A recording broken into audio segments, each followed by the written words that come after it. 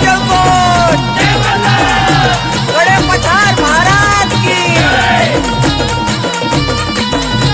आषाढ पाऊस सरा उरला भंडारा चालू झाला गाजा वाजा आषाढ पाऊस सरा उरला भंडारा चालू झाला गाजा वाजा आली ती हवाची गणपूजा आली माझ्या देहावाची गणपूजा